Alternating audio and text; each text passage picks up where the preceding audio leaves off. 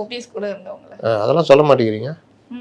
அவரும் தாவேக்காக்கு தானே போறாரு. அப்ப தாவேக்காக்கு அவரும் தாவேக்காக்கு தானே சார். கம்பெனியில வேலை செய்யறவரு போய் ஜாயின் பண்ணிட்டாரு. கம்பெனி முதலாளியும் போய் ஜாயின் பண்ண போறாரு. ஏற்கனவே கமல்ஹாசன் கம்பெனியில் 2 பேரும் இருந்தாங்க தெரியுமா, பத்மபிரியான்னு ஒரு அம்மாவும் மகேந்திரனும். கம்பெனிலேருந்து ரிசைன் பண்ணிட்டு போய் வேறு கம்பெனியில் சேர்ந்துட்டாங்க. அப்புறம் கம்பெனி முதலாளி அந்த கம்பெனியில் போய் சேர்ந்துட்டார்.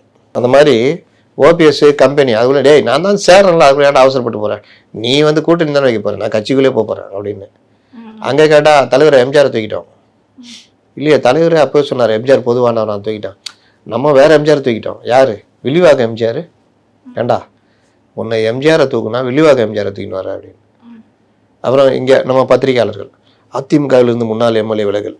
யாருப்பா? வில்லிவாக்கம் நம்ம இவர் ஜேசிடி பிரபாகரன் அதிமுகவில் இருந்தார். அவர் இல்லைங்க அதிமுக இப்போ எங்கே இருக்கார் சொல்லு, ஓபிஎஸ் அணியில் இருக்கு. அதெல்லாம் சொல்லணும்.